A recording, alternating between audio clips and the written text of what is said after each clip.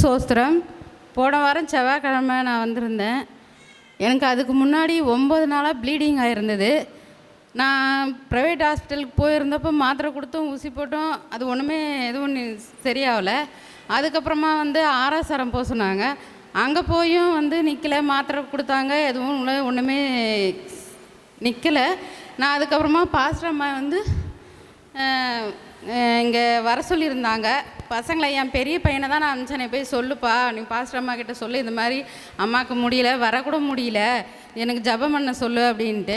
நான் அன்றைக்கி ஸ்டான்லிக்கு மாத்திரை வாங்க திருப்பணுமா அங்கே போயிட்டு நான் எப்படியாவது நம்ம இங்கே இந்த சபைக்கு வரணும் அப்படின்றதுக்காக நான் வந்தேன். 12:30 மணி ஆகிடுச்சி. ஆனால் என்னால் படி ஏறமில்லை. எப்படியா நம்ம வீட்டுக்கு போயிடலாம், ஒரு ஆட்டோ பிடிச்சி போயிடலாம் அப்படின்னு சொல்லிட்டு அன்றைக்கி அந்த என்னோடய ட்ரெஸ் எல்லாம் ஆகிடுச்சு. திரும்பி போகலாம் அப்படின்றப்ப எப்படியும் நம்ம போவோம், நம்ம போயிட்டு ஜெபம் பண்ணிட்டு வருவோம் அப்படின்னு சொல்லிட்டு வந்தேன். ஆனால் இங்கே நான் ஜெபம் பண்ணிட்டு வீட்டுக்கு போனோம். இங்கே பண்ணி நான் இறங்கும் போதே என்னால் அது எனக்கு உணர முடிஞ்சுது. சுத்தமாக எனக்கு அந்த இதில் ரவ கூட எதுவும் படலை. ஆனால் இருந்தாலும் ஒரு நிமிஷம் சரி நம்ம சேஞ்ச் பண்ணிக்கலாம், மாற்றிட்டு போகலாம் அப்படின்னு சொல்லிட்டு ஈவினிங் வரைக்கும் நைட்டு வரைக்கும் நான் பார்த்துருந்தேன். ஆனால் ஒரு ட்ராப் கூட அதில் இல்லை. இந்த அதிசயத்தை நடத்தி இந்த ஆண்டவருக்கு நான் இந்த சாட்சி சொல்கிறதுக்காக 2 நாளாக நான் ப்ரேயர் பண்ணியிருந்தேன். என்னால் முடியல, நம்ம சொல்லுவோமோ பயமாக இருக்குன்னு. இந்த பயத்தை உடைச்சி இந்த சாட்சி சொன்னதுக்காக அந்த ஆண்டவருக்கு கர்த்தருடைய பரிசுத்த நாமத்திற்கு ஸ்தோத்திரம் உண்டாவதாக. தேவன் தாமே என்னை ஒரு சாட்சியாக நிறுத்தினதற்காக ஆண்டவருக்கு நான் நன்றி செலுத்துகிறேன். ஒரு சிறிய சாட்சி தான். நேற்றைய தினத்தில் நான் என்னுடைய கணவருக்கு உடல்நிலை சரியில்லை, அதனால் வரலாமா வரக்கூடாதுன்னா நிறைய பேரை வர சொல்லியிருந்தேன். அவங்கெல்லாம் அக்கா நீங்கள் வரணும், நீங்கள் வந்தால் தான் எங்களுக்கு நல்லாயிருக்கும் அப்படின்னு சொன்னாங்க. ஆனால் அவங்களுக்கு ரொம்ப சிக்காக இருந்தாங்க. எப்படி விட்டுட்டு வர்றதுன்னு எனக்கு தெரியும், யோசனையாக இருந்துச்சு. என் மகன் நீங்கள் என்னை போகக்கூடாதுமா, அப்பாவுக்கு நீங்கள் எல்லாம் செய்யணும் அப்படின்னா நான் மட பண்ணி எல்லா வேலையும் முடிச்சிட்டேன். 1 மணிக்கெல்லாம் உங்களுக்கு சாப்பாடெலாம் கொடுத்து மாத்திரைலாம் கொடுத்துட்டு எங்கே நான் சர்ச்சுக்கு போயிட்டு வந்துடுறேன், நீங்கள் இருந்துக்கிடுவீங்களா அப்படின்னு கேட்டேன். சரி போயிட்டு வா, எப்போ வருவா, சீக்கிரமாக வந்துடு அப்படின்னாங்க. நான் சொல்லிட்டேன் 9 மணிக்கெல்லாம் வந்துடுவேன். ஏன்னா 9 மணிக்கு போனாலே கதை பூட்டிட்டு கதை திறக்க மாட்டாங்க. நீ எங்கேயோ சுற்றிட்டு வருவா, நான் தனியாக இருக்கணுமா அப்படின்னு கேட்பாங்க. அதனால் சரி 9 மணின்னு சொன்னால் 9:30க்குள்ளே வந்துடுவேன் அப்படி சொல்லிட்டு வந்தேன். வந்துட்டு இங்கேருந்து போகும்போது இங்கே 8:30க்குள்ளெல்லாம் முடிஞ்சிடும், நம்ம கிளம்பி போயிடலாம் அப்படின்னு நினச்சேன். ஆனால் முடியும் போதே மணி 9 ஆயிடுச்சு. அதுக்கப்புறம் வேகமாக போனேன். என் மகன் வந்திருந்தா, பெரிய மகா. உடனே சரி அவள் எனக்கு ஜெபம் பண்ண கூப்பிட்டு போங்கன்னு திரும்ப ஜெபம் பண்ணாமலே கிளம்புனேன். அது எனக்கு ஒரு குற்ற உணர்ச்சியாக இருந்துச்சு. இருந்தாலும் நம்ம நாளைக்கு தான் வருவோமே, அப்போ ஜெபம் பண்ணிக்கிடலாம், ஆண்டவரே நீங்கள் என்னுடைய கணவரை பாதுகாத்துக்கிடுங்கன்னு ஜெபம் பண்ணிகிட்டே இருந்தேன். அதுக்கு பிறகு நான் போகும்போது ரொம்ப லேட் ஆகிடுச்சு. இங்கே நான் இறங்கும் போதே மணி 9:30. அதுக்கப்புறம் போனால் ஒரு பஸ் கிடச்சி மின்று போயிட்டேன். மின்றில் போய் பார்த்தீங்கன்னா ஜனங்களே இல்லை. எனக்கு உள்ளத்தில் ஒரு பயம், எப்படி நம்ம போவோம், ஒரு ஆட்டோ எதுவுமே வரல. ஒரே ஒரு ஆட்டோ வந்துச்சு. ஒருத்தர் கேட்கும்போது நிறைய காசு கேட்குறான் அப்படின்னு சொல்லிட்டு அவங்க யாருமே ஏறலை. ஜனங்களும் 1-2 பேர் தான் இருந்தாங்க. நான் உள்ளத்தில் நினச்சிக்கிட்டே இருந்தேன். அப்போ எனக்கு பாஸ்டர் பாடின அந்த பாட்டு தான் ஞாபகம் வந்துச்சு. 5 டே நான் 5 டேன், அந்த பாட்டு ஞாபகத்தில் என்ன, நான் எதையும் செய்துவிடுவேன் அப்படின்னு. அவருடைய பலன் எனக்குள்ளே இருக்கும் பொழுது எதையும் செய்ய என்னால் முடியும் ஆண்டவரே, நீர் என்னோடு கூட இருக்கிறீர் அப்படின்னு சொல்லி இந்த ஜெப எண்ணெய் கையில் போகும்போது கொடுத்தாங்க. கையிலே தான் வச்சுருந்தேன். ஆண்டவரே இது உங்களுடைய ரத்தமாக மாற்றி உங்களுடைய ரத்த கோட்டைகளை என்னை மூடிக்கொள்ளுங்க அப்படின்னு சொல்லிட்டு நான் ட்ரெயினுக்கு போகும்போது மணி 10:10 பேசன் பிரிட்ஜுக்கு போகும்போது அங்கே பார்த்தீங்கன்னா ஜனங்கள் வேறு நிறைய இல்லை. நான் இருந்த அந்த பெட்டியில் ஒரு 4 ஜென்ட்ஸ் மட்டும் இருந்தாங்க, ஒரு போலீஸ்காரமாக இருந்தாங்க. அதனால் அதில் போய் உட்காந்து அவங்க எட்டி விடான்னு பார்க்கல. அவங்க 2 ஸ்டேஷன் தள்ளி இறங்கிட்டாங்க. அப்புறம் நான் ஜோமனிகிட்ட பண்ணேன், ஆண்டவரே நீங்கள் தான், நான் மனுஷரை நம்பி வரல ஆண்டவரே, உங்களை நம்பி தான் நான் வந்தேன், நீங்கள் என்னை எப்படியா சேஃப்டியாக கொண்டு சேர்த்துடணும் அப்படின்னு சொல்லி 11 மணி 11:10க்கு இறங்கினேன் ஸ்டேஷனில். என் பயந்து என் மகனுக்கு ஃபோன் அடித்தேன், நான் இப்படி இங்கே இருக்கிறேன்ப்பா, என்னை கொஞ்சம் கூட்டிகிட்டு போயிரு எனக்கு அப்படின்னு. அவன் ரொம்ப திட்டினான், இந்த வயசில் உங்களுக்கு வீட்டில் இருக்க முடியலையா, பகலில் தான் போகிறீங்க, ராத்திரியாக நீங்கள் இப்படி அலையிறீங்க அப்படின்னா. நான் ஒன்றுமே சொல்ல, என்ன கோபப்படாதீங்கம்மா, நீங்கள் செய்கிற சரியே கிடையாது அப்படின்ட்டு வந்துட்டான். உடனே வீட்டில் ஒருவேளை நான் போயிருந்தால் 12 ஆகிருக்கும் வீட்டுக்கு போகிறதுக்கு. 11:20க்கெலாம் வீட்டு போய் சேர்ந்துட்டேன். எங்கள் வீட்டில் ஒன்றுமே சொல்லலை. இப்போ தான் வாரியா அப்படின்னு சொன்னாங்க. மடமணி அவங்களுக்கு டிஃபன்லாம் செய்து கொடுத்துட்டு எல்லாம் செய்தேன். அவங்களுக்கு கடவுள் இன்றைக்கி ஓரளவு நல்ல சுகத்தை கொடுத்துருக்கிறார். கர்த்தருக்கு நன்றி செலுத்த நான் ஏன்னு சொல்கிறேன் அப்படின்னா, நம்ம நம்பிக்கையோடு கூட வரும்பொழுது கர்த்தர் நமக்கு என்ன செய்கிறார், பாதுகாப்பை கொடுக்கிறார். நம்முடைய வாஞ்சைகள், விருப்பங்கள், தேவைகள், எதிர்பார்ப்புகள் எல்லாவற்றையும் கூடானோ அநேகருடைய வாழ்க்கையில் நிறைவேற்றி கொடுக்குற நான் என் கண்ணால் பார்க்குறேன். நான் அந்த சிஎஸ்ஐ சர்ச்சில் தான் 50 ஆண்டுகளுக்கு மேலாக என்னுடைய திருமணமாகி நான் சென்னை பட்டணத்துக்கு வந்து இதுவரையிலும் அங்கே தான் நான் மெம்பராக இருக்கிறேன். ஆனால் இங்கே என்னுடைய சகோதரி நிமித்தமாக வந்தேன். அதுக்கு பிறகு ஒரு சில குடும்பங்களை நான் கூப்பிட்டு வந்திருக்கேன். அவங்கெல்லாம் எனக்கு ரொம்ப என்னால் நன்றி சொல்லுவாங்க. அக்கா, ஒரு நல்ல இடத்துல என்னை கொண்டு விட்டீங்க, என் குடும்பத்தில் இப்போ நாங்கள் சந்தோஷமாக இருக்கோம், சமாதானம் இருக்கும், எவ்வளோ விடுதலை கிடைச்சிருக்கு அப்படின்னு சொல்லுவாங்க. அதனால் நீங்களும் கூடானோ இன்னும் அநேகரை இந்த திருச்சபைக்கு நீங்கள் என்ன செய்யுங்க, தேவையோடு கூட இருக்கிற மக்களை அழைத்து வாங்க. கர்த்தர் உங்களுடைய வாழ்க்கையில் நன்மையான ஈவுகளை கட்டளையிடுவார். கர்த்தர் தாமே இந்த சாட்சியை ஆசீர்வதிப்பார். எடுத்து படிங்களேன். ஏசாயா 48ஆம் அதிகாரம் 18ஆம் வசனத்தை நாம் வாசிக்க கேட்போமா? என் கற்பனைகளை கவனித்தாயானால் நலமாயிருக்கும். என் ஆச்சரியத்தோடு கர்த்தர், அந்த முதல் வார்த்தை அழகா இருக்கிறது. எவ்வளவு ஒரு ஆச்சரியமான காரியம். நம்முடைய தமிழ் மொழியில முதல் வார்த்தை எது? அதுக்கு உச்சரிப்பேன். அதற்கு சொல்லும் பொழுது ஒரு வலிக்கு சொல்லுவோம், ஐயோ அப்படியா அப்படின்னு ஒரு ஆச்சரியத்தை கொடுக்கிற அந்த வார்த்தை தான் அந்த கர்த்தர் சொல்லுகிறார். என் கற்பனைகளை கர்த்தர் சொல்லுகிறார். இந்த மாதம் உங்களை வழி நடத்துகிற விதம் உங்க கையில தான் இருக்கு. அல்லேலூயா. கர்த்தர் சொல்லுகிறார், நான் ஆல்ரெடி உனக்கு நான் என்ன பண்ணிட்டேன், உன் ஆசீர்வாதங்களை ப்ரிப்பேர் பண்ணி நான் என்ன பண்றேன், எல்லாவற்றையும் பேக் பண்ணி உனக்காய் ரெடியா வைத்து இருக்கிறேன். சொல்லுவாங்களே, எனக்கு தானே அப்படின்னு, எனக்கு தான் இந்த கிஃப்ட். கர்த்தர் சொல்லுகிறார். இந்த மாதம் பிப்ரவரி மாதம் யோசிச்சு பாருங்களேன். இந்த ஆண்டு ஆரம்பிக்கும் பொழுதே ஒரு பிரளயமா தான் இந்த ஆண்டு ஆரம்பிச்சது. என்ன சொல்லுங்க பார்க்கலாம்? மழை. இதுவரையும் டிசம்பர் மாசம் எண்டுல ஒரு அறிவிப்பு என்று மரம் வழுன்னு சொல்லுவாங்க, ஆனா வராது.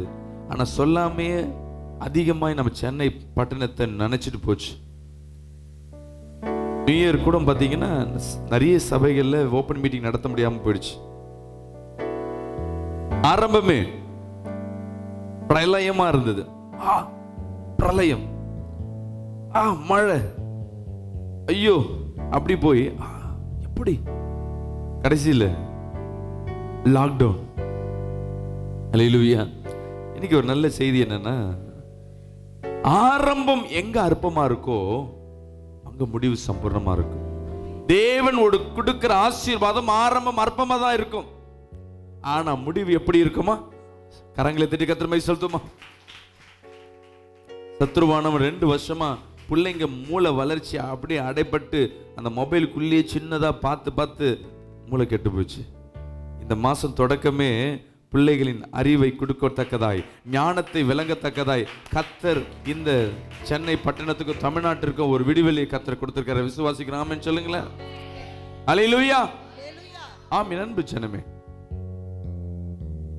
படிப்பை கர்த்தர் கொடுத்தார். இந்த புதிய மாதம் முதல் மாதம் முழுவதும் கொரோனா லாக்டவுன், என்ன நடக்கும்னு தெரியல. நாளுக்கு நாள் அந்த எண்ணிக்கை இன்க்ரீஸ் ஆகிக்கொண்டு இருந்தது. ஆனால் கடைசி ஒரு வாரத்தில் எப்படி தான் டப்புன்னு கம்மியாச்சுன்னு தெரியல. ஏன்னா கர்த்தருக்கு தெரிஞ்சு போச்சு, பிப்ரவரி மாதம் என் பிள்ளைகளுக்கு நல்ல ஒரு ஆசீர்வாதத்தை நான் கொடுக்க போகிறேன். அதற்கு இருக்கிற எல்லா தடையும் என்ன பண்ண போகிறேன், நான் நிர்மலமாக்கி போட போகிறேன். அல்லேலூயா. சொல்றா, என் வசனத்தை கொஞ்சம் கவனிங்க. உனக்காக நான் பொக்கிஷத்தை வச்சிருக்கேன், அதை கொஞ்சம் பாரு. உனக்கு ஒரு ஆசீர்வாதத்தை வச்சிருக்கேன், அதை பாரு. உனக்கு என்று ஒரு ஞானத்தை வைத்திருக்கேன், அதை பாரு. குடும்பம் நடத்த முடியலையா, நடத்துறதுக்கு கூட ஞானத்தை நான் வேதத்தில் வச்சிருக்க, கொஞ்சம் பாரு. வேலை செய்ய முடியலையா, வேலை செய்வதற்கு உண்டான பலனை வார்த்தையாய் நான் வேதத்தில் வைத்திருக்கேன், பாரு. பிசினஸ்ல வருமானம் இல்லையா, தொழில வருமானம் இல்லையா, அதற்குண்டான ஆசீர்வாதத்தை நான் வேதத்தில் வைத்திருக்கேன், பாரு. அல்லேலூயா. எவ்வளவு அழகான வார்த்தை பாருங்க. உன்னை கர்த்தர் இந்த நாள் உன் கண்களை வேதத்துக்கு நேராக திருப்பும்படியாக, சத்தியத்திற்கு நேராக திருப்பும்படியாக இந்த மாதத்துல கர்த்தர் பிரியப்படுகிறார். பொக்கிஷம் உனக்கு தான். சில பேர் சொல்லுவாங்க, அந்த காலத்துல பிளாக் அண்ட் ஒயிட் படத்துல எல்லாம் பாத்தீங்கன்னா 7 மலை தாண்டணும், 7 கடலை தாண்டணும், அப்புறம் ஒரு குகைக்குள்ள போவாங்க, முதல்ல மேலெல்லாம் காலை வச்சு போவாங்க, அப்புறம் அண்டகாகசம்னா ஒரு கதவு திறக்கும், அப்புறம் அங்கே நிறைய ஃபைட் அரக்கெல்லாம் இருப்பாங்க, அதுக்கப்புறம் ஏதோ ஒன்று கொதிக்கிற எண்ணெயெல்லாம் போனால் அங்கே ஒரு பொக்கிஷம், புதையல், உயிர் ஏதோ ஒன்று இருக்கும். நீ அவ்வளவு போராட தேவையில்லை. போராட்டம் கர்த்தருடையது. அல்லேலூயா, அல்லேலூயா. ஜெயத்தை உனக்காய் வைத்திருக்கிறார் இந்த மாசம். இதுவரையும் போராடி போராடி நீ தோத்து போனதான் உண்டு. கடந்த மாசம் முழுதும் நீ முட்டி முதல் இருக்கலாம், உன்னால ஒரு காரியத்தை சாதித்திருக்க முடியாது. அந்த இத்தனை ஆண்டுகள் சாதிக்க முடியாததை கர்த்தர் இந்த 2வது மாசத்துல உன் வாழ்க்கையில் அதை நடப்பித்து காட்டுகிற தேவனா இருக்கிறாரு. விசுவாசிக்கிறாமேன்னு சொல்லுவோமே. அல்லேலூயா சொல்லுங்களேன். என் வாழ்க்கையில இன்னைக்கு அதை நடப்பித்து காட்டுகிற தேவன் இருக்கிறார். சொல்லுங்களேன். என் வாழ்க்கையில தான் அற்புதம். அந்த வார்த்தையோட சொல்லுங்க. எனக்கு தான் அந்த ஆசீர்வாதம். கர்த்தர் சொல்லுகிறார் மீண்டும், என் கற்பனைகளை கவனித்து பாருங்கள். நம்ம பைபிள் நான் வந்து சொல்லுவாங்க சில பேர், நான் ஒரு வருஷத்துக்கு நான் பல முறை படிச்சுட்டேன், 100 முறை படிச்சுட்டேன். நான் எத்தனை முறை நினைச்சேன்னா ஒரு நாளைக்கு இத்தனை அதிகாரம் படிக்காம தூங்க மாட்டேன். கேட்கலாம் நல்லா தான் இருக்கும். ஆனா என்ன இருக்கும்னா ஒரு வசனம் கூட உங்களுக்கு புரிஞ்சிருக்காது. வசனத்து சங்கீதம் 91 சொல்லுங்கன்னா எல்லாம் சொல்லுவீங்க. கர்த்தர் உன்னதமான மறைவில் இருக்கிறவன், இந்த சின்ன பிள்ளை ஜியா பொண்ணு சொல்லி இல்லை லைனாக ஒரு பிள்ளைங்களை அப்படியே மிஷினை தட்டினோட கரன்னு அரைச்சி முடிச்சு அந்த எல்லாம் பவுடர் அரைச்சி ஆக்கணும் போல ஒரு வசனம் வந்துடும். ஆனால் கர்த்தர் சொல்லுகிற அந்த வசனத்தை கொஞ்சம் கவனித்துப்பார், கொஞ்சம் உற்று நோக்கிப்பார். உன் பார்வையை எங்கே வச்சிருப்ப? காலையில் வந்தோடனே சேலரி வந்து தான் மொபைலில் பார்த்துருப்போம். எவ்வளோ லோன் வந்திருக்கு. இப்போ ஏன் வேலை இல்லைன்னா யாராவது காணிக்க போட்டிருக்காங்களா? ஒரு ஊழியக்காரங்களுக்கும் இந்த மாதம் எவ்வளோ கரண்ட் பில் வந்திருக்கு, இந்த மாதம் எவ்வளோ டெலிஃபோன் பில் வந்திருக்கு. நம்ம இதை தான் என்ன பண்ணுறோம்? நம்ம செலவை உற்று நோக்கி பார்த்து கொண்டிருக்கும், நம்ம குறைவுகளை உற்று நோக்கி பார்த்து கொண்டிருக்கும். கர்த்தர் சொல்லுகிறார், இந்த மாதம் நீ கொஞ்சம் வித்தியாசமாய் வசனத்தை கொஞ்சம் உற்று நோக்கிப்பார். அல்லேலூயா. வேதத்தில் உன் கண்களையும் உன் சிந்தனையும் அதை கவனித்து பார் என்று கர்த்தர் சொல்லுகிறார். அல்லேலூயா. தேவன் வசனத்தை உள்ளத்தின் ஆழத்திலிருந்து உன் சிந்தனையோடு எண்ணத்தோடு ஞானத்தோடு அந்த வசனத்தை உற்று நோக்கிப்பார், கவனித்துப்பார். மோசே இடத்துல சொல்றான், நான் எகிப்திற்கு போக முடியாது, எனக்கு ஒரு அடையாளத்தை கொடுங்க. தேவன் சொல்லுகிறார், உன் கையில் இருக்க கோலை உற்று நோக்கிப்பார். அவன் பார்க்குறான், பார்க்கும்போது சாதாரண கோலை தான் இருக்கு, அதை கீழே போடுன்றாரு. இப்போ உற்று நோக்கி பாரு என்றார். பார்க்கும் பொழுது வெறும் குச்சி, ஒரு ஸ்டிக்கு, அது என்ன மாறுது? வலு சர்ப்பமாய் மாறுகிறது. அவன் பயப்படுகிறான். நீ பயப்படாத, மீண்டும் உற்று நோக்கி பார் என்றார். மீண்டும் அவன் பார்க்கிறான், அதை தொடு என்றார். மீண்டும் அதை பார்த்து அதை தொடுகிறான். மீண்டும் பழைய நிலைக்கு வருகிறது. அல்லேலூயா. இன்னைக்கு உன் பிரச்சனை சில நேரங்கள் பாம்பு போல இருக்கலாம். உன் வியாதிகள் உனக்கு கட்டை போல எல்லாம் மறுத்து போனது போல ஒன்றுமே இல்லாதபடி இருக்கலாம். உன் வாழ்க்கை எல்லாம் செல்லா காசாய் போல் ஒன்றுமே இல்லாதபடி காணப்பட்டிருக்கலாம். என் அன்பு சகோதரி சகோதரி, கர்த்தர் உன்னோடு பேசி கொண்டிருக்கிறார். அல்லேலூயா. நீ வெறும் கட்டை தான், நீ விசேஷமா இருக்கிற அது 2 செங்கடலை 2ஆய் பிரித்த வல்லமை மிக்க கோலாய் மாறப்போகிறது. விசுவாசிக்கிறாமேன்னு சொல்லுவேன். அல்லேலூயா. ராமேன் சொல்லுவேன். வெறும் சாடியை கர்த்தர் பார்க்க சொல்லுகிறார். தண்ணீரை நிரப்ப சொல்லுகிறார். அவர்களும் நிரப்புறாங்க.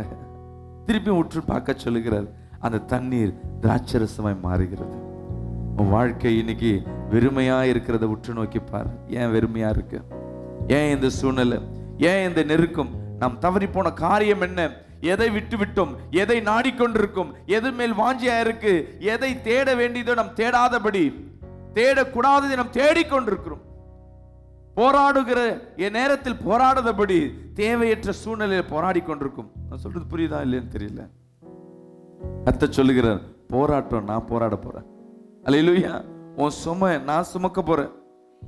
நீங்க செய்ய வேண்டிய காரியம்னு கர்த்தர் ஒன்று சொல்லுகிறார். படிங்களா இந்த வசனத்தை. அப்பொழுது உன் சமாதானம் நதியை போலும். அல்லேலூயா. நீ வேதத்தை உற்று நோக்கி பார்க்கும்போது, இயேசு கிறிஸ்துவை உற்று நோக்கி பார்க்கும் பொழுது கர்த்தர் சொல்லுகிறார், சமாதானம் நதியை போலும். உன் சமாதானம் நதியை போலும். நதிக்கு ஒரு ஒப்பனை கொடுக்கிறார். தொடர்ந்து படிங்க. உன் நீதி சமுத்திரத்தின் அலைகளை இங்கே நதிக்கும் சமாதானம் ஒரு அலைக்கும் கர்த்தர் என்ன பண்றாரு? சமுத்திர அலைக்கும் 2 ஆசீர்வாதத்துக்கு கர்த்தர் இன்னைக்கு ஒப்பிடுகிறார். முதலாவது என்ன சொல்றாரு? உன் சமாதானம் நதியை போல் இருக்கும். நதி என்ன பண்ணும்?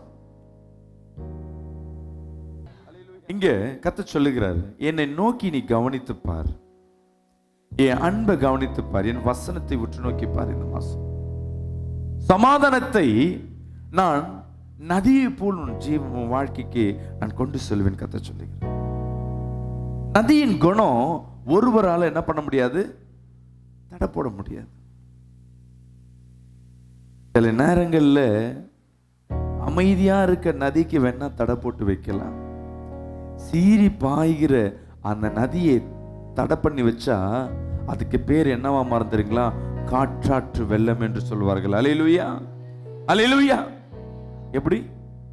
நதி என்பது ஒரு இடத்துல ஊற்றாய் மாறப்பட்டு அது மழையாகவும் எங்க வருகிற தண்ணீரும் ஒன்று சேர்க்கிற இடம் தான் நதியாய் மாறுகிறது. உனக்கு சமாதானத்தை கர்த்தர் உண்டு பண்ண, எப்படி ஆதாம் ஏவாளுக்கு ஒரு தோட்டத்தை கொடுத்து அந்த தோட்டத்துக்கு 4 விதமான ஆசீர்வாதமான நதியை கர்த்தர் உண்டு பண்ணினாரோ, அதே போல உன் வாழ்க்கையில சமாதானம் என்பது நம்ம நினைப்போம், ஐயோ சமாதானம் நினைப்போம். சில பேர் வேலையில சமாதானத்தை கேட்பீங்க. வேலை நல்லா இருந்தா வீட்டுக்குள்ள நல்லா இருக்காது. வீடும் வேலையும் நல்லா இருந்தா சரீரத்துக்குள்ள சமாதானம் இருக்காது. சமாதானம் என்ன? பலவீனம் ஏற்படும். சரீரத்திலும் பலவீனம், சமாதானமும் இல்லை. எங்க போனாலும் ஏதோ ஒரு சூழ்நிலையில சமாதானமற்று காணப்பட்டு கொண்டிருக்கு. கர்த்தர் சொல்லுகிறார், நதியை போல உனக்கு ஒரு சமாதானத்தை நான் உண்டு பண்ணுகிறேன் என்றார். விசுவாசிக்கிறோம். ஆமென் சொல்லுமே. அல்லேலூயா. ஒரு ஆமென் சொல்லுமே. உன் சமாதானம் நதியை போலும். உனக்கு நான் இந்த மாசம் ஒரு சமாதானத்தை கர்த்தர் தருவேன் சொல்லுகிறார். உன் மனைவி கிட்ட இருந்து ஒரு சமாதானம், உன் பிள்ளை கிட்ட இருந்து ஒரு சமாதானம், உன் கணவன் கிட்ட இருந்து ஒரு சமாதானம், நீ போற ஆலயத்துக்குள்ள சமாதானம். இன்னைக்கு நிறைய இடத்துல பாத்தீங்கன்னா சமாதானத்தை தேடி ஆலயத்துக்குள்ள வருவோம், ஆலயத்துக்குள்ள சமாதானம் இருக்காது. சமாதானத்தை தேடி ஒரு சினிமா தியேட்டருக்கோ இல்ல பீச்சுக்கு போவீங்க, ஒரு சமாதானம் இருக்காது. வரும்போது பிரச்சனையோடு தான் வருவாங்க. ஒரு கணவன் மனைவி கல்யாணம் ஆகி நல்ல ரிச்சஸ் பீப்புள், அவங்களுக்கு ஹனிமூனுக்கு என்ன பண்றாங்க? லண்டனுக்கு அவங்க ஃபேமிலி அனுப்புறாங்க. 30 நாள் டிராவல். ஆபீஸ்ல சொல்றாங்க, 2 பேரும் ஐடி கம்பெனில வேலை செய்யறாங்க, உங்களுக்கு நாங்க என்ன பண்றோம்? 2 மாசம் லீவு, மேரேஜ் லீவ், என்ஜாய் பண்ணுங்க. அவங்க சொந்தக்கார ஒருத்தர் சொல்றாரு, உங்க டிக்கெட் ஃபேர் நான் எடுத்துக்கிறேன். சந்தோஷம். திருமணமான உடனே ஒரே அடுத்த நாள் ஃபிளைட், நாங்க லண்டனுக்கு போறேன்னு. இங்க பெற்றோர்கள் அவர்கள் வருவார்கள் என்று விழிமேல் விழி வைத்து, சரி வழிமேல் விழி வைத்து காத்து கொண்டிருந்தாங்க. வருவாங்கன்னு சந்தோஷமா வருவாங்கன்னு வரும்பொழுது 2 பேர் 2 ஃபிளைட்ல தனித்தனியா வர்றாங்க. பொண்ணு முதல்ல வந்துச்சு, 2வது மாப்பிள்ளை தனியா. அவங்க வீட்டுக்கு போற பொண்ணு, என்னம்மா மாப்பிள்ளை வரலையா, அங்க போலியா? இரு சொல்றேன். உள்ள போயிடுச்சு. மாப்பிள்ளைய கேட்கிறாங்க, என்ன பொண்ணு எங்க? இதுக்கு மேல ஏதாவது பேசுனீங்கன்னா உங்களை அவ்வளவுதான் சொல்லிட்டு பெற்றோர் ஒன்றும் புரியல. 2 பெற்றோர் கால் பண்றாங்க, பொண்ணை இட்டுன்னு வரல, பொண்ணு இங்க வந்துச்சு, என்ன பண்றது தெரியல. அடுத்த நாள் வீட்டுக்கு ஒரு கொரியர் வருது, 2 பேரும் விவாகரத்து நோட்டீஸ். ஒருவரை இணைக்க சந்தோஷமா இருக்க உலகத்தில் அநேக காரியம் இருக்கலாம். என் அன்பு சகோதரி சகோதரியா, சந்தோஷம் கிடைக்கும். அங்க போனா நல்லா தனிமையில் இருந்தாங்கன்னா அவங்க வாழ்வாங்க, நிலைத்து நிற்பான்னு நினைச்சுதான் அனுப்பிச்சாங்க பெற்றோர்கள். ஆனா அங்க நடந்தது ஒண்ணு கிடைக்கல. அப்போ கணவன் சொல்றான், மனைவியும் சொல்றாங்க, போன நாள்ல இருந்து ஒரு நாள் கூட எனக்கு என்ன கிடையாது, சந்தோஷமே கிடையாது. நாட்கள் முழுவதும் நிம்மதியற்ற சூழ்நிலை, கண்ணீர் மத்தியில நான் வாழ்ந்திருந்தேன், எங்க மத்தியில சந்தோஷமே இல்லை.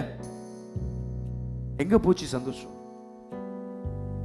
கர்த்தர் சொல்லுகிறார், நீ சந்தோஷத்தை உலகத்தில் நீ எங்க தேடினாலும் அது சந்தோஷமா இருக்காது, அது உன் வாழ்க்கைக்கு உபத்திரமாய் மாறி நிற்கும். அல்லேலூயா. இன்னைக்கு சினிமாக்கு போகும்போது பெற்றோர் பார்த்தீங்கன்னா நல்ல பிள்ளைங்கள்லாம் கூப்பிட்டுக்கிட்டு ஜாலியாக போவாங்க. இல்லை ஒரு ஷாப்பிங் மால் போகும்போது ஜாலியாக போவாங்க. சினிமாக்கு தானே டிக்கெட் எவ்வளோ இருக்க போகுது? 100 ரூபாய் இருக்க போகுது. 4 பேர் போகிறது. டாக்ஸி பார்க்கிங்லேயே ஒரு 300 ரூபா பிடிங்கிடுவான்.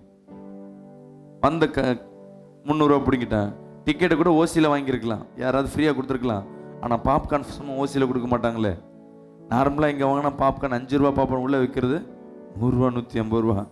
எல்லாத்தையும் செலவு பண்ணிட்டு வரும்பொழுது அந்த குடும்ப தலைவருக்கு இருக்கும் பாருங்களேன், பிள்ளைங்க சமாதானமாக இருக்குமோ இல்லையோ, குடும்ப தலைவருக்கு சமாதானம் கெட்டு போயிடும். அல்லேலூயா. அந்த வெறுப்பை யார் மேலே காட்டுவார்? வரத்துக்குள்ள மனைவி மேலே காட்டி, மனைவி பிள்ளை மேலே காட்டி, போனது காட்டில பசங்க சொல்லுவாங்க, வெளியே எங்கேயும் வேணாப்பா, இங்கே இதில் போனால் சண்டை வருது. இப்போ சமாதானம் எங்கே போச்சு? இன்னைக்கு ஒவ்வொரு குடும்பங்களும் சமாதானத்தை இழந்து வாடுகிறோம். அல்லேலூயா. ஒரு கணவன் சொல்லுகிறார், கோடிக்கணக்கான பணத்தை சம்பாதிக்கிற, மாசம் 10 லட்சம் ரூபாய்க்கு மேல வருமானம், வெறும் வட்டி மட்டும் அவருக்கு வருகிறது, சரி வாடகை மட்டும் அவருக்கு 10 லட்சம் ரூபாய் வருது. இரவு முழுவதும் இங்க சைதாப்பேட்டில் இருக்கிற ஒய்எம்சி கிளப்ல தான் என்ன பண்ணுவார், தண்ணி அடிப்பார். நைட்டு 12 1 மணி வரையும். அவன் எப்ப கதவை மூடுற வரையும் உள்ள உட்கார்ந்து இருப்பார். இடத்துல கேட்டோம், இவ்வளவு செலவு பண்றீங்களே, வர்றவங்களுக்குலாம் டிப்ஸ். அங்க வேலை செய்யறவங்க சொல்றாங்க, என் வரந்தா இவர் தான் அதிகமாக டிப்ஸ் கொடுப்பாரு. அப்ப கேட்டா சொல்றாரு, என்கிட்ட எவ்வளவு பணம் இருந்தாலும் வீட்டுக்குள்ள என் வாழ்க்கை நரக வாழ்க்கை. அல்லேலூயா. ஒரு நிம்மதியான தூக்கம் இல்லை.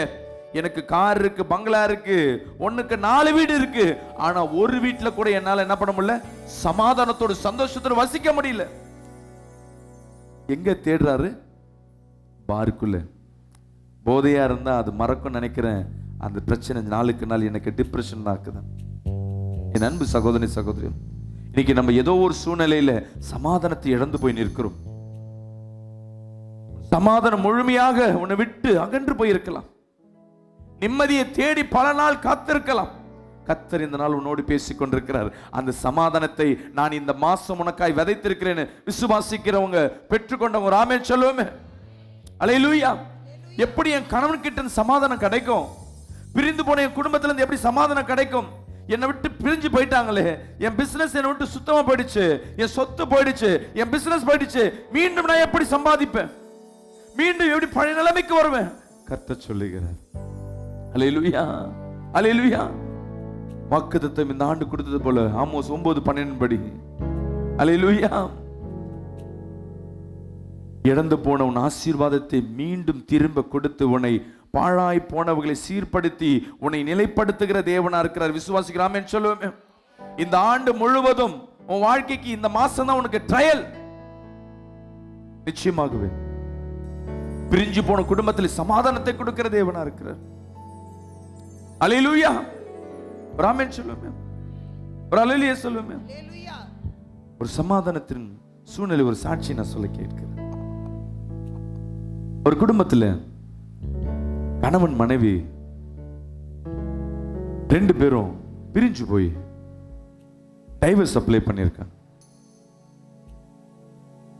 என்ன பிரச்சனைனா வரதட்சணை பிரச்சனை தான் டைவர்ஸ்.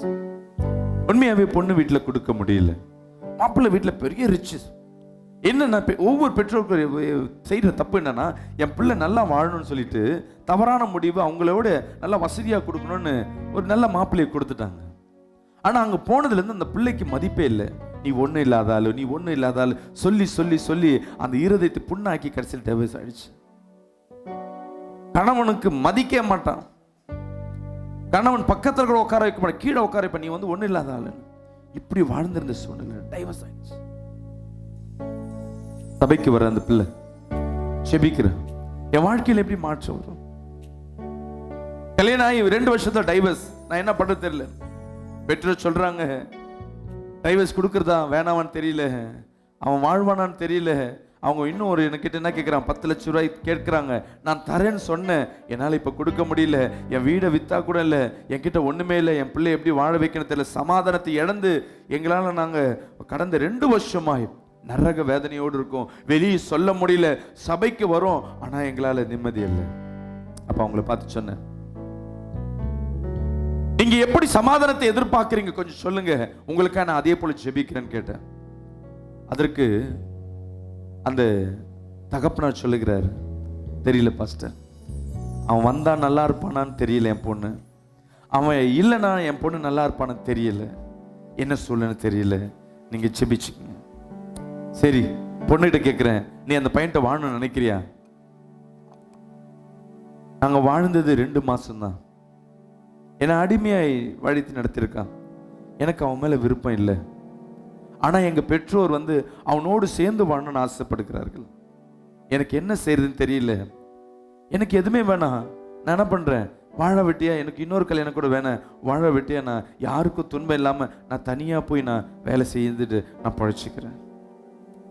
இப்போ நான் என்னத்துக்கு ஜெபம் பண்ணணும்? ஏதாவது விருப்பம் கேட்டால் இதுதான் எனக்கு ஜெபமங்கன்னா ஜெபம் பண்ணலாம். அவங்க சொல்கிற விருப்பத்துக்கு எனக்கு பதில் தெரியல. நான் சொன்னேன், நான் ஒன்று சொல்லிட்டாமா, வேதத்தில் என்ன சொல்லியிருக்கு தெரியுமா? ஏன்னா உன் பிரச்சனைக்கு நாம் வெளிப்படையாக சொல்லணும்னா வேணாம், விட்டுடு. உன்னை அடிமையாக பார்க்குறான்ல, அவன் பக்கம் என்ன பண்ணாத, போகாத, உனக்கு ஒரு நல்ல மாப்பிள்ளை நான் தரேன் அப்படின்னு சொல்லியிருக்கலாம். சம்பாதிக்கிறல்ல, நல்லா இரு.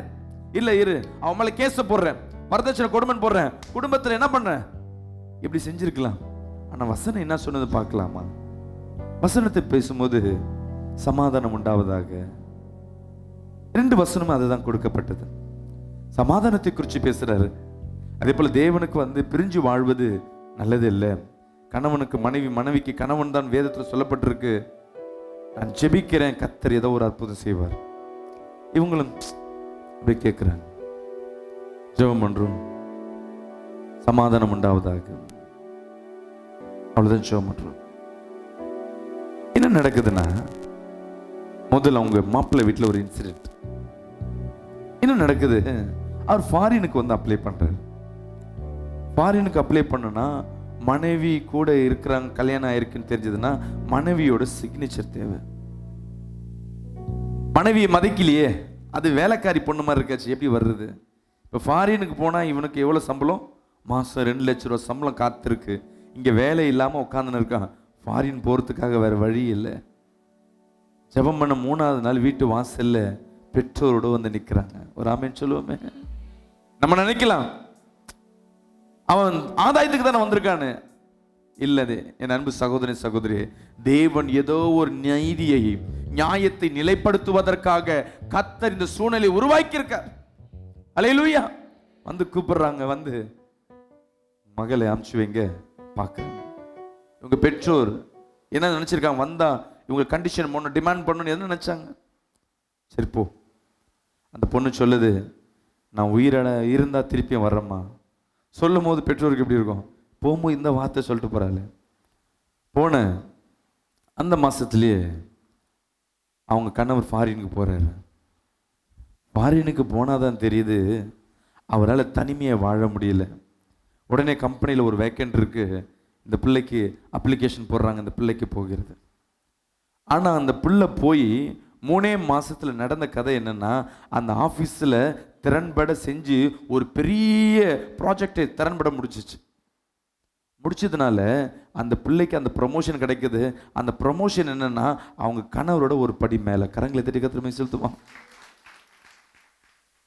அந்த பிள்ளைக்கு சம்பளம் எவ்வளோ தெரியுமா? மாதம் 10 லட்ச ரூபா சம்பளம். கணவனுக்கு 2-3 லட்ச ரூபா சம்பளம். இப்போ யார் பணக்காரங்க? ஆனா என்ன நடக்குதுன்னா, பணம் சம்பாதிச்சாலும் கணவன் பக்கத்தில் உட்காராம கீழே தான் உட்கார ஆரம்பிச்சு. கணவன் இருதயம் குத்தப்பட்டது. ஆபீஸில் பார்த்தா மேடம் மேடம் சொல்லி ஆகணும், ஏன்னா அவங்க மேனேஜர். வீட்டுக்கு வந்தா அந்த சகோதரி ஏற்கனவே சொன்ன கட்டளைக்கு ஏற்ற போல் கீழே உட்கார ஆரம்பிச்சு. வச்சு பாருங்களேன், ஒரே ஒரு ஆர்டர் தான். நதியை போல எங்க இருந்தோ எல்லாவற்றையும் உடைச்சிக்கிட்டு உன்னை தேடி ஓடி வரும். அந்த நதியை ஒருவராலும் தடுக்க முடியாது. விசுவாசிக்கலாமேன்னு சொல்லுமே. அல்லேலூயா. அது பாயிற இடமெல்லாம் ஆசீர்வாதம். சகோதரன் கேட்கிறான், நீ நடிக்கிறியாமா இல்ல உண்மையாதான் உன் கேரக்டர் தான்? எங்க அப்பா அம்மா சொல்லி கொடுத்தது தான், உங்க விருப்பத்தின்படியே செய்யறேங்க. இல்லம்மா, இனிமேல் கீழே நீ உட்கார வேணாம் என் ஈக்களுக்கு, ஏன்னா என் வீட்டுக்கு எஜமான நீ தான். உடனே என்ன ஆகுது, வீட்டுக்குள்ளே நிறைய பொருள் சம்பாதிக்கிறான். அதே அமெரிக்காவில் ஒரு பெரிய இடத்த வாங்குறாங்க. காரியங்கள் மாறுகிறது. 3 வருஷத்துக்கு அப்புறம் இந்தியாவுக்கு திரும்புகிறாங்க. பெண் வீட்டாருக்கு எப்படி இருக்கு தெரியுங்களா? இப்போ என்ன நடக்குமோ? அல்லேலூயா. மாப்பிள்ளை வீட்டுக்கு இருக்குன்னா இருக்கு, இந்த பொண்ணை இட்டுன்னு போயிட்டு வந்திருக்கிறான். இது எப்படி அவன் என் பிள்ளை என்ன டார்ச்சர் பண்ணுறாளோன்னு நினச்சிட்டு வந்தான். வரும்போது பார்த்தா ஸ்ட்ரைட்டாக பொண்ணு வீட்டுக்கு தான் பையன் வரான். அல்லேலூயா. மாப்பிள்ளை ஏதோ ஒரு புது விருந்தாளி வந்தது போல அந்த வீட்டுக்குள்ள என்ட்ராறாங்க. சந்தோஷம். அவங்க அதை பார்க்கும் போது பெற்றோர் கண்கள் ஆனந்த கண்ணீர். பெண்ணுக்கு இத்தனை நான் நல்லா இருக்கிறேன்னு சொல்றது தனிமை இருந்தது தெரியல. தன் பெற்றோருக்கு மத்தியில பெற்றோருக்கு முன்பாக தன் வாழ்ந்து காட்டுகிற விதம் இருக்க தெரியுங்களா, அதுல இருக்க சந்தோஷம் வேற எதுவுமே இல்லை. ஹல்லேலூயா, ஹல்லேலூயா. அதான் சமாதானம் எப்படி ஓடி வருமா, நதியை போல். பாறை இருந்தா குதிச்சு ஓடி வரும், பல்ல இருந்தா பூந்து உள்ள ஓடி வரும், ஏதாவது கட்டை இருந்தா அதை அடிச்சுக்கிட்டு ஓடி வரும். இதுதான் உன் சமாதானத்தை நதிக்கு கத்தர் ஒப்படுகிற தேவனா இருக்கிறார். ஹல்லேலூயா. எவனாவது குறுக்க உனக்கு தண்ணீர் வரக்கூடாது, சமாதானம் வரக்கூடாது, உனக்கு தடை போட்டிருக்கலாம். என்னைக்காவது மழை பெய்யும், சொல்லுங்களேன். என் வாழ்க்கையில என்னைக்காவது மழை பெய்யும், என்னைக்காவது நீரூற்று வரும். அப்போ இந்த தடைலாம் ஒண்ணுமே இருக்காது. கரங்களை தட்டி கத்தர் மை சொல்லுமா. அது எப்படிப்பட்ட தடையா இருக்கலாம், அதை உடைத்து எறிகிற தேவன். பக்கத்தை கைப்பிடிச்சு சொல்லுங்க, இன்னைக்கு நீ அமைதியா நீரூற்று போல ஓட போல ஓடி இருக்கலாம், ஆனா நீ நதி. ஹல்லேலூயா. எல்லாவற்றையும் பொளந்து ஓடுகிற ஒரு நதியாய் காணப்படுகிற ஒரு ஆமென் சொல்லுவோமே. நதிக்கு ஒன்று ஸ்பெஷல், அதுக்கும் சமாதானத்துக்கு ஒரு ஸ்பெஷல். எல்லாவற்றையும் ஒன்னாய் கலக்கும். ஹல்லேலூயா. இங்க சொல்லுவாங்க பாலாறு அந்தாறு எந்தாறு இருந்தாலும் நதிக்கு வந்தா ஒரே பேரு தான். நான் மதுரையிலேருந்து ஒரு நதி வருது, சென்னையிலேருந்து ஒரு நதி வருது, இல்லை மூலக்கடையிலேருந்து ஏதோ ஒரு ஊர்ல இருந்து 4 பேருக்கு 4 எல்லாம் வந்தாலும் நதி உள்ள கலந்துட்டா நீ யாரு வேணா இருக்கலாம், என் குடும்பத்துக்கு வந்தா நீ என் ஆளு. ஒரு ஆமென் சொல்லுவேமே, ஒரு ஆமென் சொல்லுவேமே. நதியில உள்ள சேர்ந்துட்டா அது என் ஊர்ல பெருமையா இருக்கலாம், அவங்க என் ஊர்ல ராஜாவா இருக்கலாம், ஆனா நதியில கலந்துட்டா நதிக்கு என்ன பேர் வச்சிருக்கிறோமோ அதுதான் அந்த வாழ்க்கையின் நிலைமை. ஒரு ஆமென் சொல்லுவேமே. உன் கூட சமாதானத்திற்காய் உன் கூட அநேக ஜனங்கள் தேடி வரும் என் அன்பு சகோதர சகோதரி. இன்னைக்கு நீ தனிமரம் போல் நீ காணப்பட்டிருக்கலாம். உன் கூட சமாதானத்தை நாடுவதற்காய், உன் கூட ஐக்கியம் கொள்வதற்காய், உன் கூட உறவு கொள்வதற்காய் அநேக ஜனங்களை கர்த்தர் உன் பட்சத்தில் கொண்டு வருவார். விசுவாசிக்கிறாமே சொல்லுமே. அப்படி வரும் பொழுது ஒருவராலும் உனக்கு அணை கட்ட முடியாது, பாத்தி கட்ட முடியாது. அல்லேலூயா. கட்ட போட்டு மதில் போட்டு தடுக்க முடியாது. எல்லாவற்றையும் உடைத்து போகிற நதியாய் கர்த்தர் வைத்திருக்கார். விசுவாசிக்கிற கரங்களை தட்டி கர்த்தர் மை சொல்லுமா. வசனத்தை நம்ம உற்று நோக்கி பார்க்காதனால, வேதத்தின் ஆழத்தை நம்ம கவனிக்காததுனால, நம்ம எல்லாம் கர்த்தருக்குள்ள வந்தாச்சு, ஆனா கையில பைபிளை கொடுத்துட்டாங்க. கர்த்தர் எல்லாம் கிறிஸ்துவ மதம் என்ன சொல்லுதுன்னா, நீ அந்த வேதத்துக்குள்ள உன் வாழ்க்கைக்கு எல்லா தேவைகளுக்கும், எல்லா குறைகளுக்கும், எல்லா கேள்விக்கும் பதில் உண்டு. அல்லேலூயா.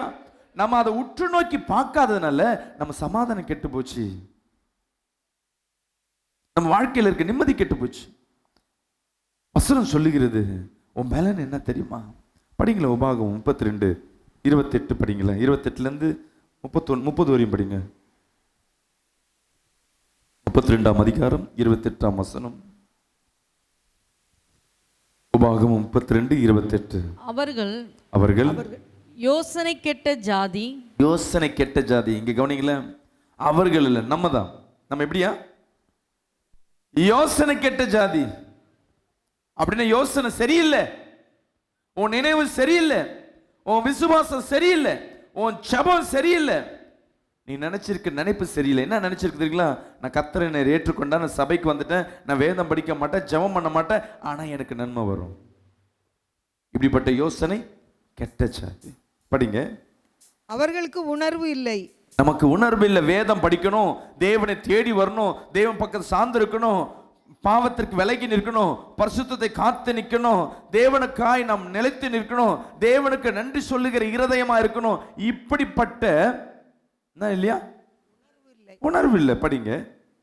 அவர்கள் ஞானமடைந்து இதை உணர்ந்து தங்கள் முடிவை சிந்தித்துக் கொண்டால். இன்னைக்கு கர்த்தர் சொல்லுகிறார், இந்த புதிய மாசத்துக்கு வந்திருக்கிற அன்பு ஜனமே, நீ உணர்ந்து முடிவை சிந்தித்துக் கொண்டா, இப்படியே போனா என் வாழ்க்கை எப்படி இருக்கும், என் புள்ள வாழ்க்கைக்கு எப்ப திருமணம், எப்போ என் வாழ்க்கைக்கு விடுதலை கிடைக்கும், எப்போ என் இந்த மாந்திரிக பிரச்சனை விடுதலை கிடைக்கும், இப்படியே போனா கடனோடு இருக்கனே, நான் எப்படிதான் வாழ்வேன், இப்படியே இதே சூழ்நிலை போனா, வேலை இல்லாத சூழ்நிலை போனா என்ன நடக்கும், என் பிசினஸ் என்ன ஆகும், என் தொழில் என்ன ஆகும், என் குடும்பம் என்ன ஆகும். முதலாவது நீ சிந்திக்க ஆரம்பிச்சுட்டாவே போதும், வாழ்க்கைக்கு ஒரு விடுதலை கிடைக்கும்.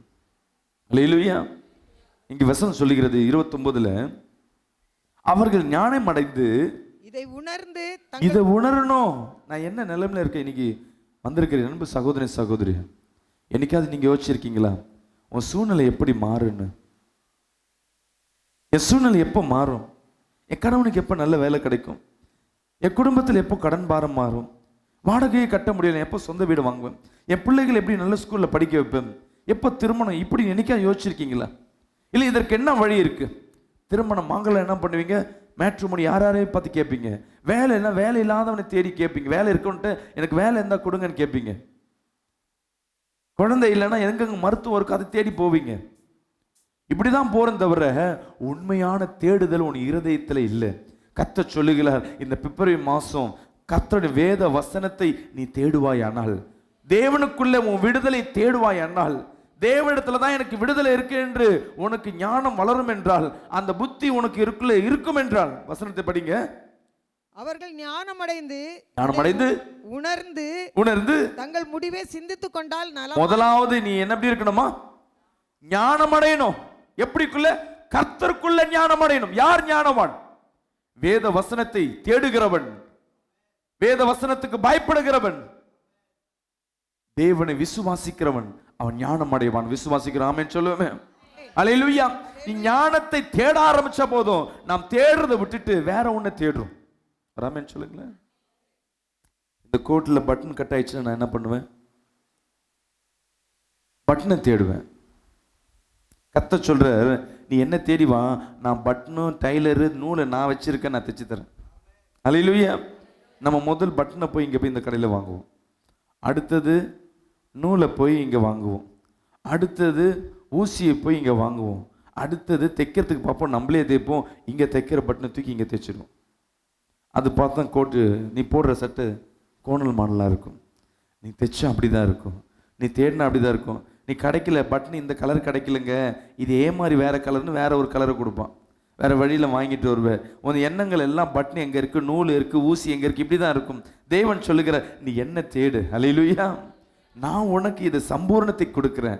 பட்டனு போனா என்ன, முழு கோட்டை கொடுக்கறதுக்கு கர்த்தர் அவர் ஆயத்தமா இருப்பார். விசுவாசிக்காமன்னு சொல்லுமே. நீ இது போனதை தைக்கலான்னு பார்ப்ப, கர்த்தருக்கு பழைய பொருள் இல்லை, என் பிள்ளைக்கு புது பொருள் கொடுப்பதற்கு அவர் ஆயத்தமா இருக்கிறார். விசுவாசிக்கிறாமேன்னு சொல்லுவேன். அல்லேலூயா. இதுவரை நம்ம தான் தேடிட்டு இருக்கோம். ஒரு வீடு காலியா இருக்கு, வீடுக்கு மாறணும்னா நம்ம என்ன பண்ணுவோம்? ஒவ்வொரு சந்தம் தேடுவோம்.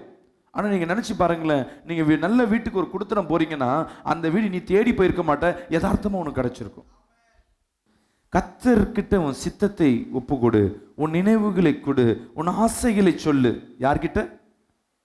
கர்த்தர்கிட்ட. மனிதர்கிட்ட உன் ஆசையை சொன்னா அது ஏளனம் பண்ணுவாங்க, தப்பாய் போய் நிற்கும், அது பாவமா போய் நிற்கும். உன் தேவனிடத்தில் உன் ஆசையை சொல்லு. எனக்கு இப்படி வாழணும்னு ஆசை, நான் இப்படி இருக்கணும்னு ஆசை, நான் என்ன பண்ணணும்னு சொல்லு. கர்த்தர் உனக்கு வழிவாசலை திறந்து கொடுக்கிறவரா இருக்கிறார். கரங்களை தட்டி கர்த்தர் மேல் செலுத்துமா. இப்ப 30 படிப்போமா. அவர்களுடைய கண்மலை அவர்களை விற்காமலும், ஆமென், கர்த்தர் அவர்களை ஒப்புக்கொடாமலும் இருந்தாரானால், கர்த்தர் உன்னை விட்டு இருக்குமா, உன்னை விட்டு கொடுக்காம, உன்னை விட்டு விலகி போகாம உன் கூடவே இருந்தா உன் நிலைமை எப்படி இருக்குன்னு தெரியுமா? நீ கர்த்தரிடத்துல உன்னை கேட்டு அது கர்த்தரிடத்துல நீ பெற்றுக்கொண்டா என்ன உன் நிலைமை எப்படி இருக்குமா? படிங்கள. ஒருவன் 1000 பேரை துரத்தி, ராமன் சொல்லுமே, நம்ம துரத்த ஆரம்பிச்சா ஒருத்தனை துரத்த முடியாது. ஆனா வசனம் சொல்லுகிறது, நீ கர்த்தரை சார்ந்து பார்த்தீனா நீ ஒருவன் 1000 பேரையும் துரத்தி. படிமா. 2 பேர் 10000 பேரை கரங்களை தட்டி கர்த்தர் மேல் செலுத்துமா. இத நான் சொல்லுங்க, கர்த்தர் சொல்லுகிறார், நீ என் பட்சத்துல வந்து பார், என் நீதியை தேடிப்பார், உன் வாழ்க்கைக்கு சமாதானத்தை மட்டுமல்ல உன் பலன் என்ன என்று உனக்கு தெரியல. ஒரு ஆமென் சொல்லுவேன். ஒரு உங்களே கவனிச்சு பாருங்களேன், உங்க வீட்டுக்கு பக்கத்தில் யாராவது கல் வீடு, நல்ல வசதியா இருக்கிற வீடு, அவங்களும் பொம்பளை தான், அவங்களும் ஆம்பளை தான், அவங்களுக்கு இருக்கிற புத்தி தான் உனக்கு இருக்கு. அவங்கள மாதிரி தான் நீயும் பேசுற, ஃபோன் ஆஃப் பண்ணுங்களா, அவங்கள மாதிரி தான் நீயும் பார்க்குற, அவங்கள மாதிரி தான் நீயும் நடக்கிற. ஆனால் நீ குறைப்பட்டு போயிருக்க, அவங்க உயர்ந்திருக்கிறாங்க. என்ன காரணம் தெரியல. இன்னைக்கு நீ தேவனை உற்று நோக்கிப்பார், அவர்களை காட்டிலும் கர்த்தர் உன்னை பெரிய காரியங்களை செய்ய கர்த்தர் உன் தலையை உயர்த்த வல்லவரா இருக்கிற விசுவாசிக்கிறவங்க கரங்களை தட்டி கர்த்தர் மை செலுத்துமா. மீண்டும் அந்த வசனத்தை கொஞ்சம் நல்ல சத்தமா படிங்க சகோதரி.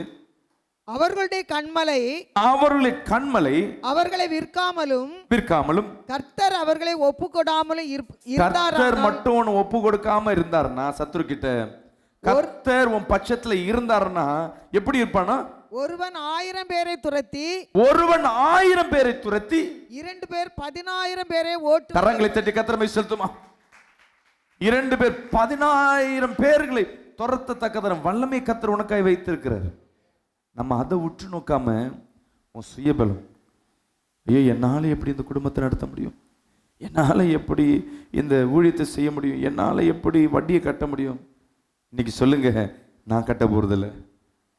நீ கட்டினா கட்ட முடியாது. நீ கர்த்தரை உற்று நோக்கிப்பார். அல்லேலூயா. பெரிய காரியங்களை கர்த்தர் செய்வார். மீண்டும் 48:18 படிங்களேன்.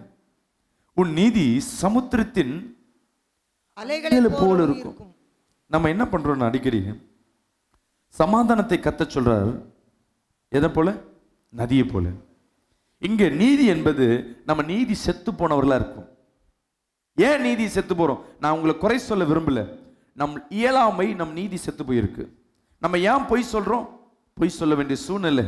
ஒன்று தேவைக்காக ஒன்று பொய் சொல்றோம். ராமன் சொல்லுவோமே, பஸ்ஸில் டிக்கெட் சொல்லுவாங்க, உன் பிள்ளையை எடுத்துகிட்டு போவேன், 13 வயசுக்கு மேலே இருந்தானா கிடையாது, ஃபுல் டிக்கெட்டு சொல்லுவாங்க. உன் பிள்ளைக்கு 15 வயசு இருக்கும், உன் பிள்ளை என்ன சொல்லுவேன், அவனுக்கு 10 வயசு தாங்க நடக்குது. எத்தனை பேர் சொல்கிறோம்?